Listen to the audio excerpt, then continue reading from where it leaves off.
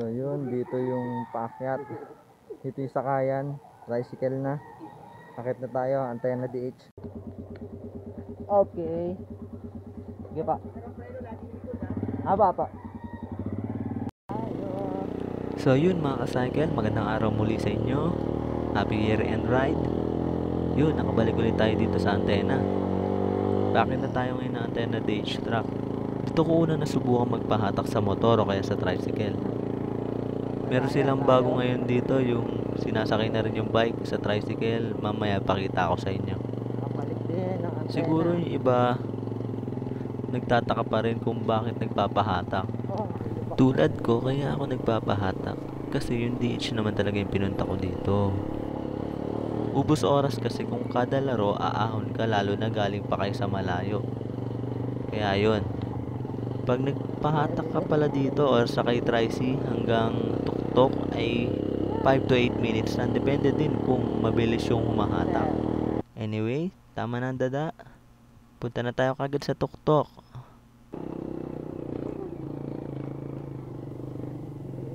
Pag nasa tuktok na nga pala kayo, dito yung pasukan papuntang DH truck.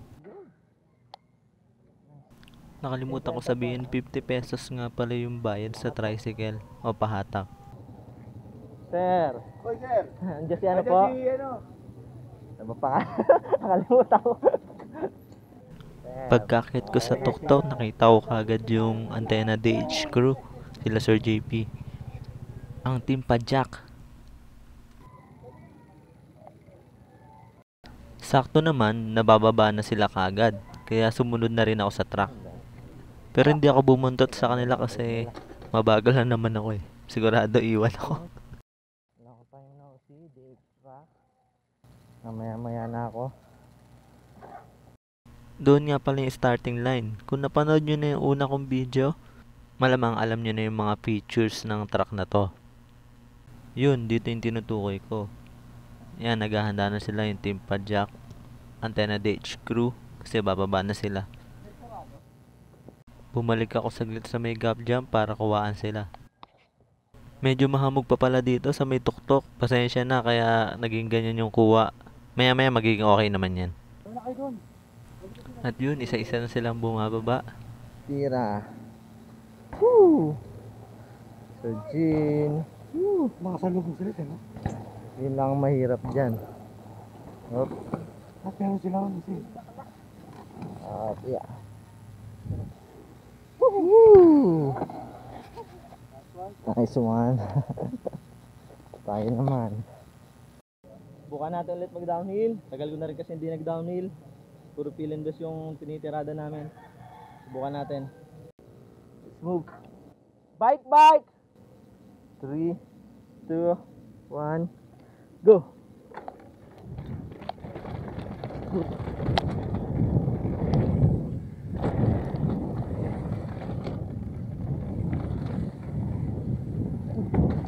Mahalin yun ah.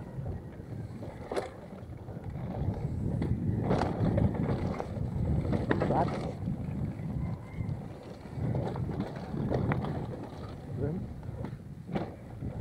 First run. Not bad. Medyo maputik.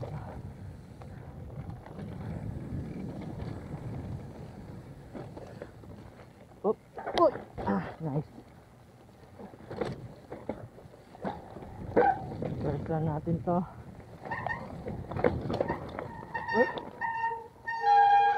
Oh.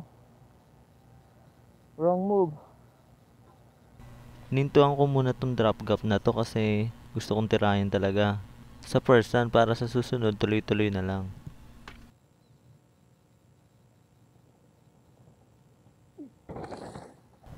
At yun nung maklear ko na, dumiretso na ako sa pagbaba.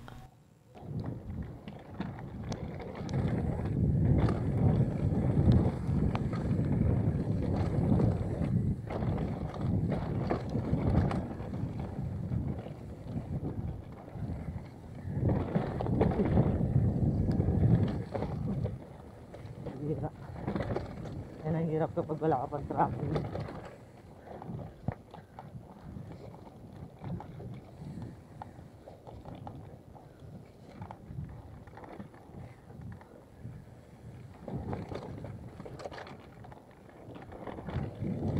Okay. Nice.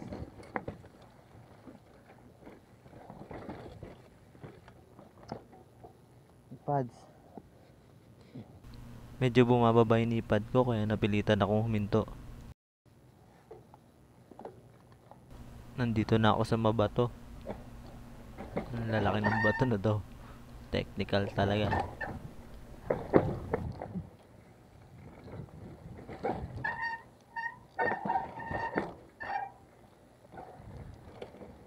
Sorry sir, okay lang. Balance. Up, yeah. Wow. Nice.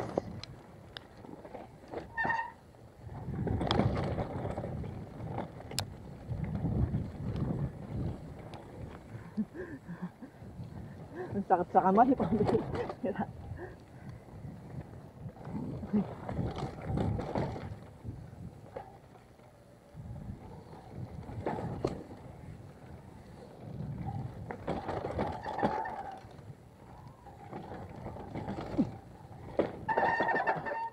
Nice. Recover.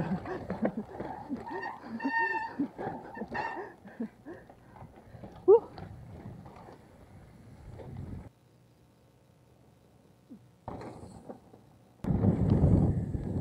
Bihira, layo ng lipad ko.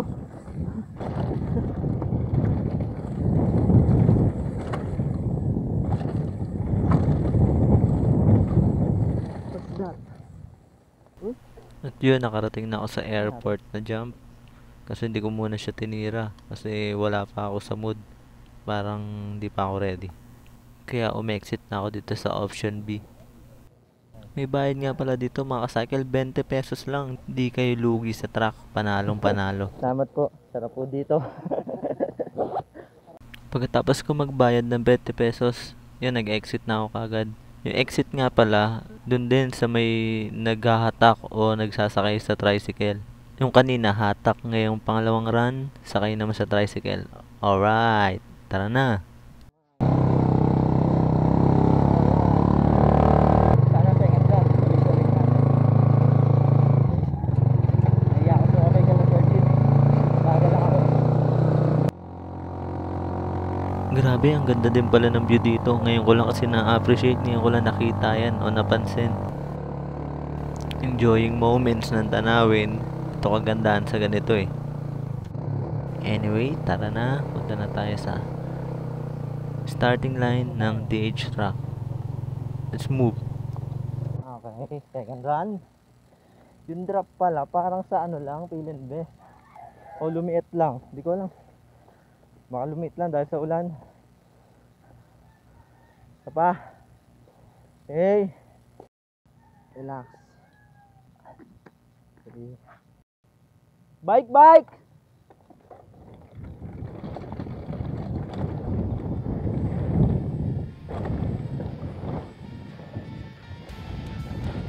Bike, bike! Ang lipad ko.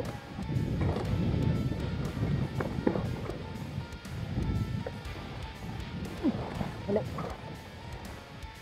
Lipad ko nalalaglag.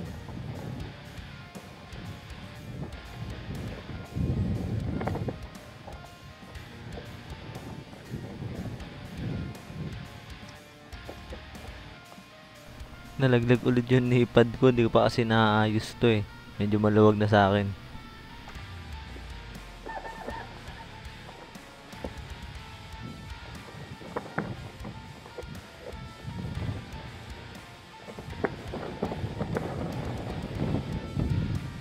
Ay! Ay! Ay! Woo! Yeah, baby!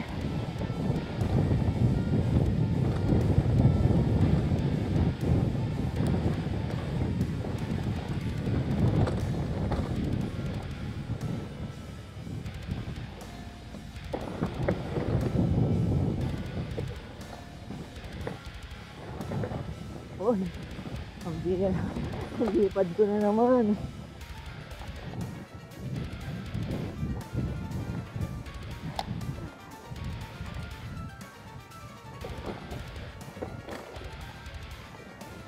Sakit sa kamay ng pork ko.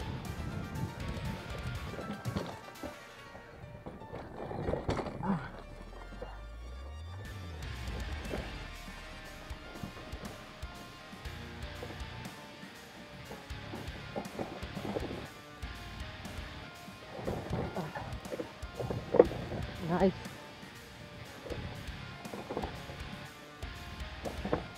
Nice. Woo.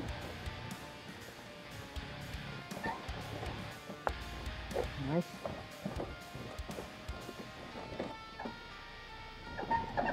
Tarik. Pero kabit na kapit kasi grabe ang tagtag. Sakit sa kamay ng pork ko talaga. Hindi siya good para dito. Alam, mga pa-exi lang to eh. Uy! Check lang.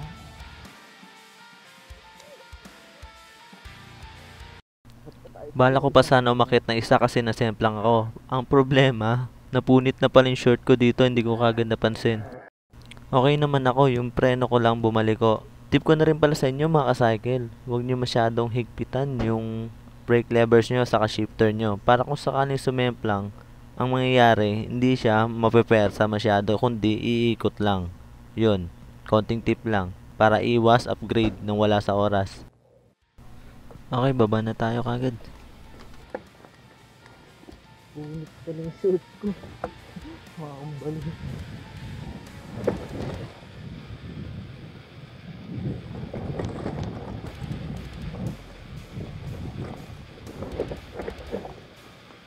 Perfect yun eh.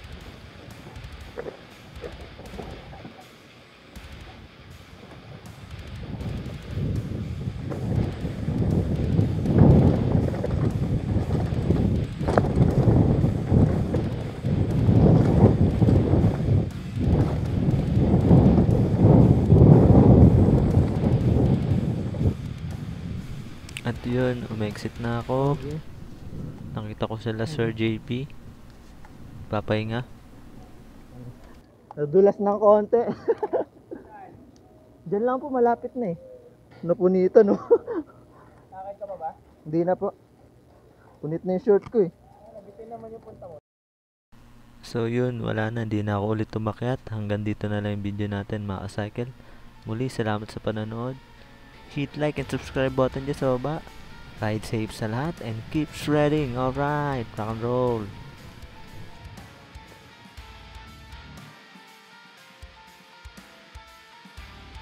Atin pa Jack, alright. Sige ba? Apa, sige ba? Alright, sarap.